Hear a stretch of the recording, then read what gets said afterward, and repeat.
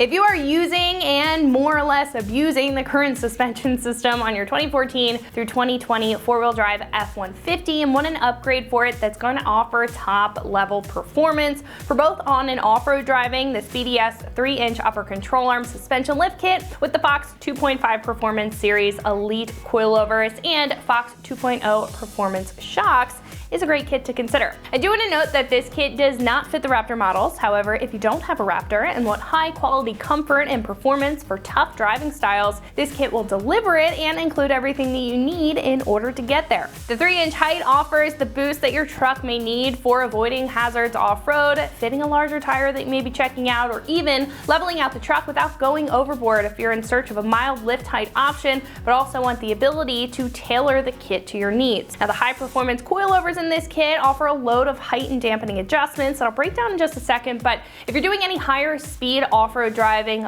lower speed crawling, or any more abusive driving style where you want to tackle that with no issue, this kit will do it for you. Now, the coilovers here offer a load of height and dampening adjustments that I'll break down in just a second, but if you're doing any higher speed off-road driving, lower speed crawling, or any more abusive driving styles that you can come up with and you want to tackle with no issue, this kit will do it for you.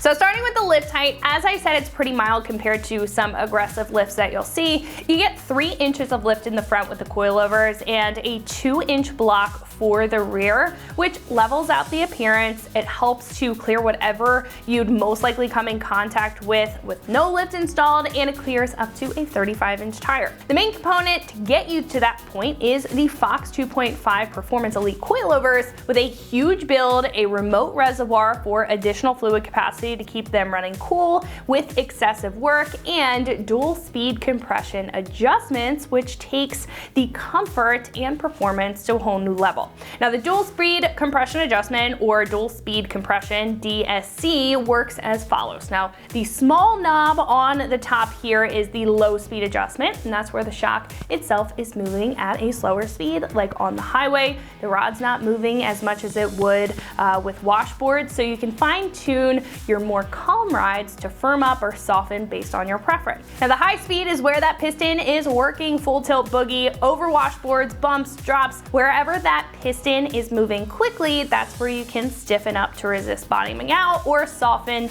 to reduce any chassis chatter. Now, the rest of the kit and the supporting components are the shocks, also very important. The 2.0 Performance Series shocks in the back offer a huge improvement over stock with a monotube gas charged design, having similar qualities to the coilovers minus the adjustments, and the control arms for caster and front end suspension alignment, allowing everything here to work in harmony.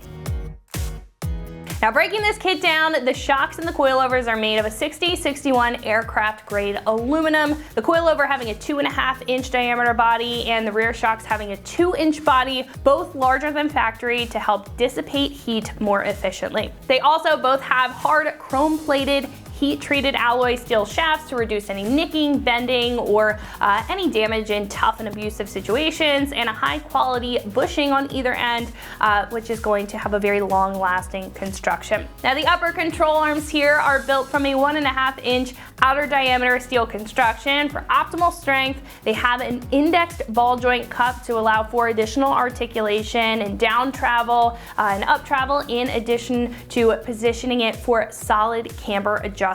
They also come with maintenance-free rubber bushings on the back and greasable ball joints for smooth and quiet operation. Last but not least, the rear leaf spacers are 2 inches in height and are made of a billet aluminum construction, and the spacers and the entire kit comes with everything that you need for a no questions asked install. This kit is about $3,700, being a premium choice, but is to be expected with what's included in the kit. Now, the kit, compared to others, has an impressive coilover system, especially with the dual speed compression adjustment, the high performance shocks, and really everything that you need in the kit to accommodate for the height in a very sound way. Now, other choices may not have that or a different combination of that, but if you know that you want to tailor your driving experience to your lifestyle and want a long-lasting kit to do it with, this is a great choice to invest in. Now, install here is not for the beginner, considering that it takes about a day or so to complete with the right tools and setup, so this does get a 3 out of 3 wrenches on the difficulty meter for me. Now, I would highly recommend an alignment after completing this to make sure that everything is where it should be for the best lifespan of these components, as well as performance and overall tire wear. Now, at this point, I'm going to pass it over to one of our installers, and they are going to show you a detailed breakdown on how this kit gets bolted up. So that is going to wrap it up for what I have to say. Let's go ahead and jump into the install. For this install, you need a clip removal tool, a pry bar, a 3/8 impact and ratchet, a 22, 21, 19, 15, 13, 10, and 8mm socket, a mallet, hammer, 21, 18, 17, and 15mm wrench, caliper hanging tool, a 9/64 Allen wrench, adjustable pliers, vacuum pump, grease gun, spray lubricant, and also not shown be a lift and pull jack. All right, today we're gonna be installing a lift kit on our F-150. First, we're gonna watch a quick video how to get you to this spot right here, and then we'll come back to install the new lift kit. First thing we're gonna do on our uninstall is remove these 2 brackets here that hold our brake line and our ABS line to the steering knuckle, and disconnect them from the bracket from the control arm up here to get them out of the way to relieve some of the tension when we remove the steering knuckle from the upper control arm. So we're going to use an 8mm and a 10mm socket to remove these 2 brackets here, and then a trim removal tool to pop out these plastic push pins here that hold the brakes up there. So we use our 8mm to disconnect the bracket from the ABS line.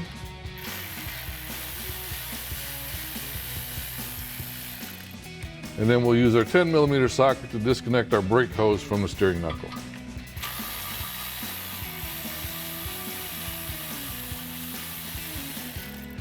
Now we'll use our trim removal tool to remove these plastic push clips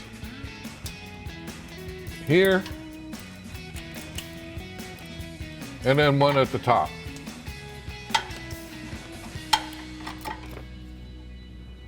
Next thing we're going to do is remove our brake caliper and our rotor to get those out of the way and remove some of the weight from the steering knuckle. So we're going to use our 21mm socket on the back of the steering knuckle here to remove our brake caliper.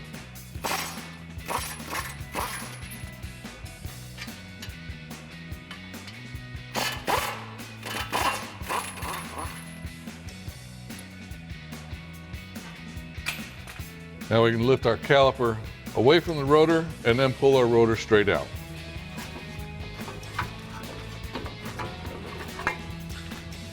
Now you want to hang up your rotor on some sort of a hanging device to keep the stress off of your brake hose. And now we'll just go ahead and pull our rotor off. Now we're going to go ahead and disconnect our tie rod end from our steering knuckle using our 21mm socket.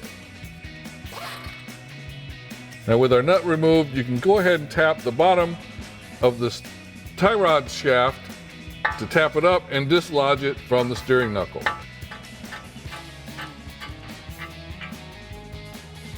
Now we're going to go ahead and disconnect our sway bar end link right here from the sway bar so that we can go ahead and lower our lower control arm when we remove our strut. So we're going to use an 18mm wrench to remove that nut.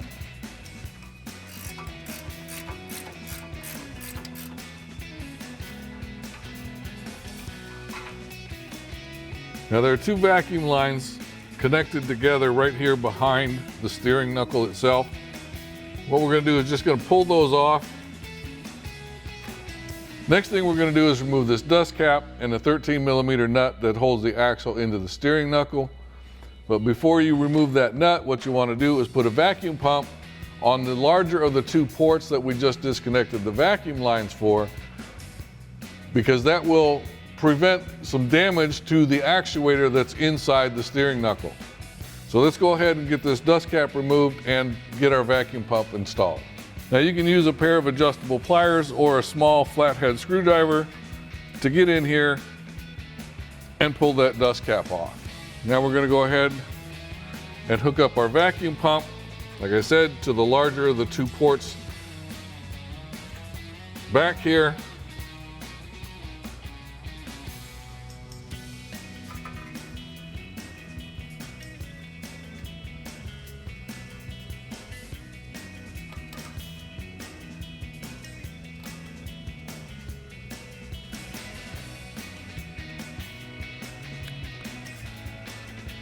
And you want to use your vacuum pump and pull it up to about 24 or 25 inches of vacuum.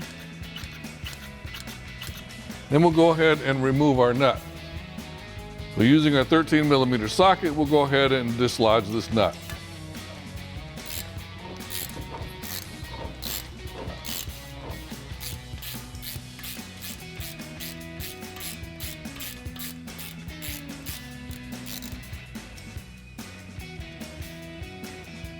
Now we can go ahead and disconnect our steering knuckle from our upper control arm using our 18 millimeter wrench.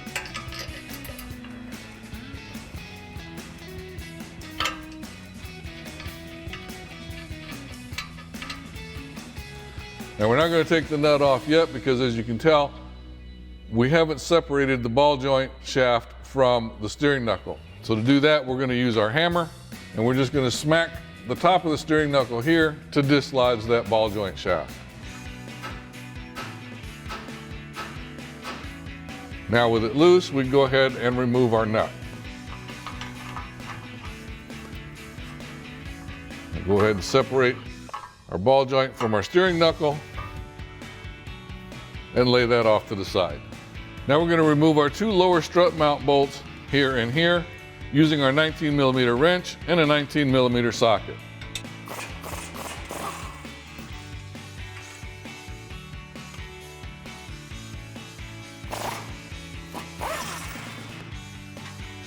Now we can remove the three nuts from the top of our strut using our 15 millimeter wrench, and we can pull our strut out.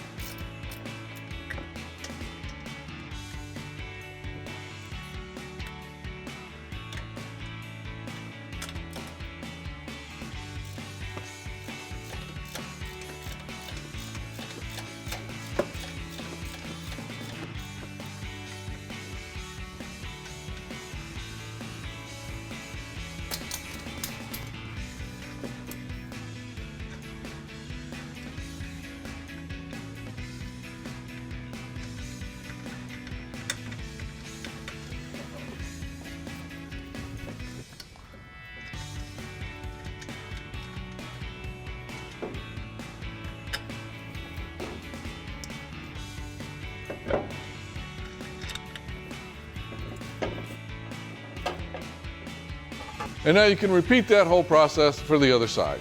So we're gonna loosely install our upper control arm for right now. We'll come back and tighten it down later. We just wanna make sure that you have the right one. The ball joint will be centered towards the back of the vehicle.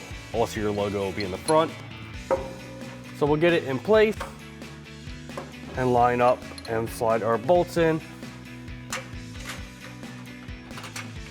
Go ahead and get our nuts threaded on.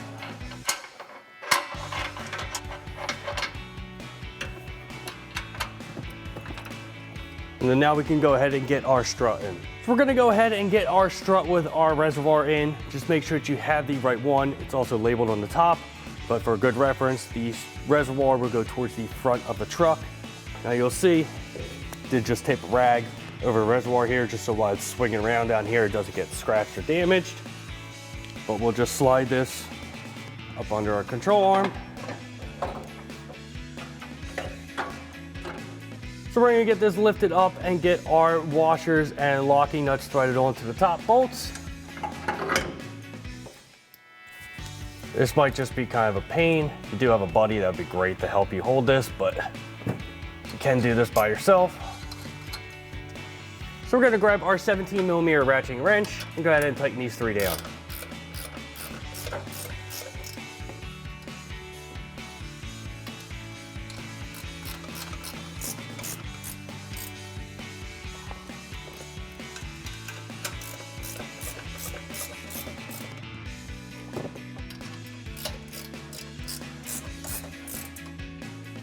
All right, so now we just need to get our supply bolts in. So we have our bolts with our flat washer. They want you to go up through the bottom, and there's a threaded hole in the bottom here. So you just need to line everything up and thread those in. If you need to, you may need to rotate this bottom assembly here just to get the bolt holes lined up. Once you have them threaded in a little bit, grab your impact 19mm socket and tighten them down.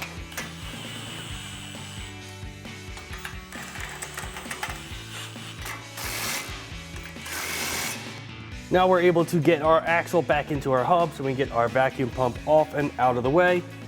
Just gotta line up the stud, everything else. Grab your 13mm nut, thread that on. Just gently pull that in with your impact and 13mm socket. And while we're here, just put your dust cap back on and we're ready to keep going. Next, we're gonna get our upper ball joint into our knuckle. So we're just gonna slide that in place.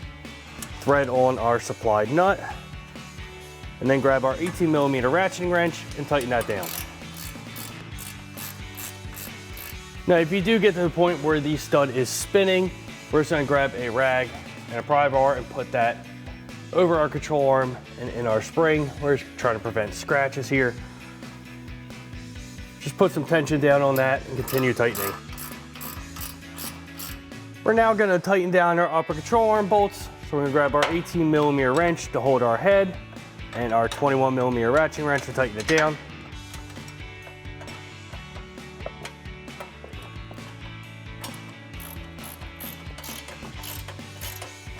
Same thing for the other side.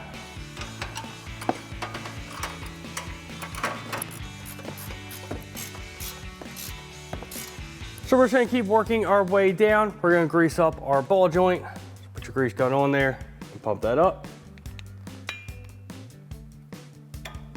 That's filled up, just clean off the excess. And then we have our cap to go on. If you need to, you can grease up the O-ring that's on there. Just grab your mallet and tap that down.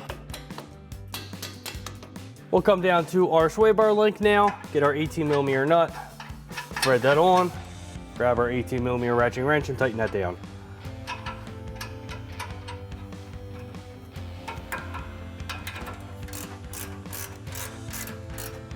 Next step, we're gonna get our rotor back on. I'm actually gonna use one of our lug nuts just to hold it tight against the hub. Just makes it easier to get our rotor on. I'm sorry, our caliper. Get this off and slide this over. And then thread our bolts in.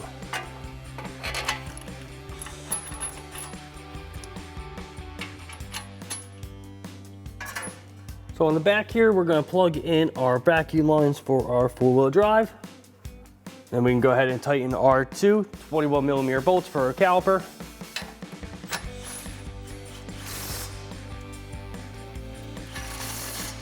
Also, while we're here, we're gonna re-secure our two lines. So we have our 8mm bolt for our ABS, and then our 10mm bolt for our brake line.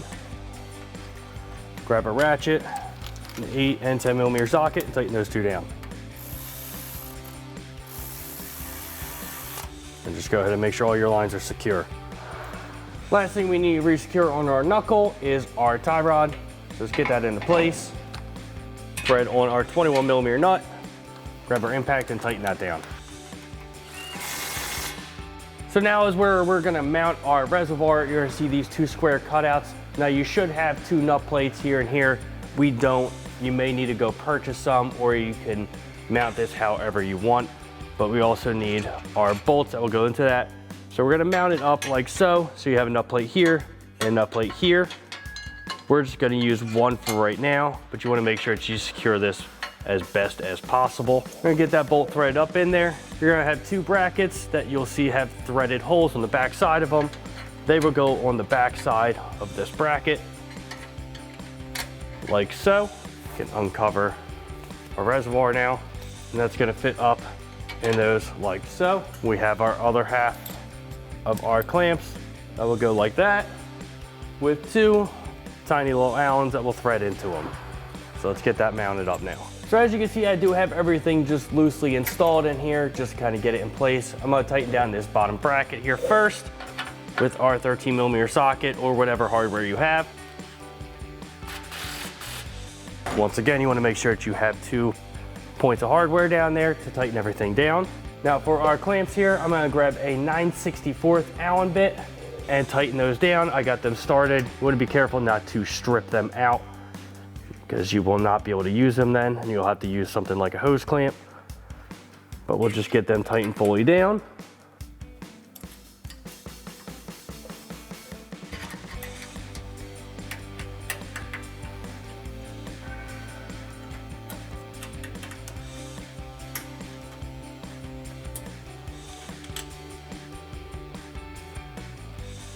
Now that this is fully tightened, we're all ready to go. And as you can see here, here's your adjustment knob for tightening up or stiffening up the suspension. Now that you have this front side all secured and ready to go, you can go to repeat all those same steps on the other side. So now we're gonna come back to the rear. As you can see, we do have our axle held up with a pull jack. We're gonna get our lower shock mount out. So we have our impact with a 15mm socket and an 18mm wrench to hold the nut and take this off.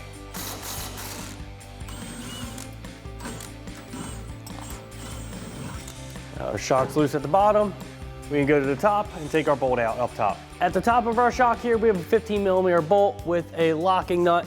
So we're just gonna take that off for our impact and 15mm socket. Have our nut out the back. We can just pull our bolt out and remove our shock. Next, we're gonna disconnect our U-bolts so we have our impact and 21mm socket, and we'll take all 4 nuts off.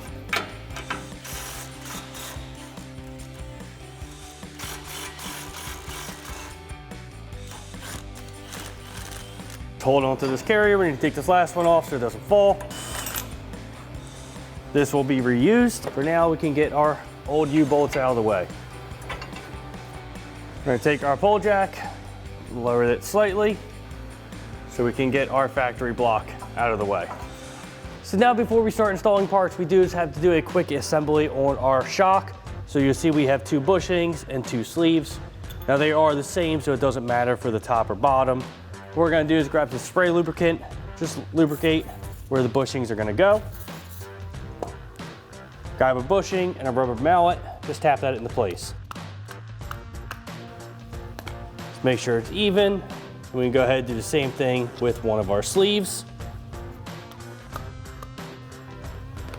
And do the same thing on the other side.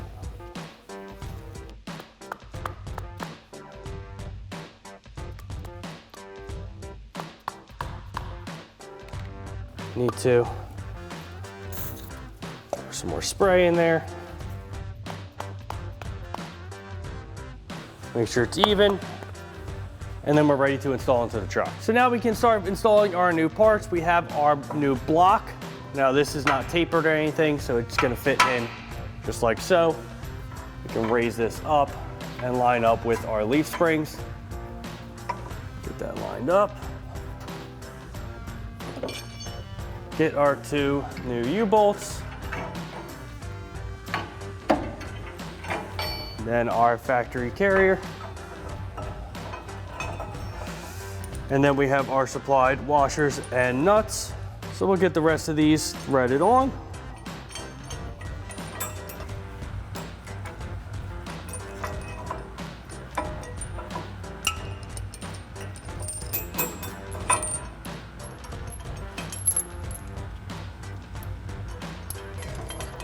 And we'll grab our impact and 22mm socket and tighten these down. And we'll tighten this down in an X pattern. Make sure everything stays even.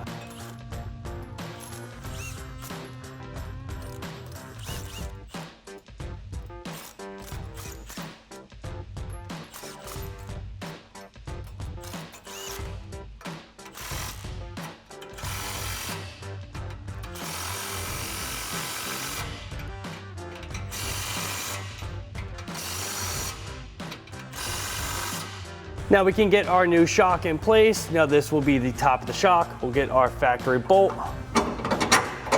put that through with our captive nut.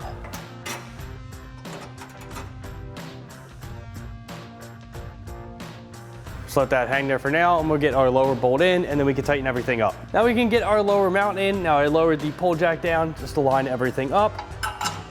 Once again, factory bolt and nut. And then we'll grab our impact 15mm socket and 18mm wrench and tighten that down. Now we just have to tighten our top shock mount bolt with our impact and 15mm socket. Now once you have this side all secured, you can go ahead and repeat all those same steps for the other side of the axle. And that wraps up our install of our BDS 3-inch upper control arm suspension lift kit with Fox 2.5 Performance Elite coilovers and Fox 2.0 Performance shocks for our 2014-20 four-wheel drive F-150, excluding the Raptor. And remember, for everything F-150, keep it right here at AmericanTrucks.com.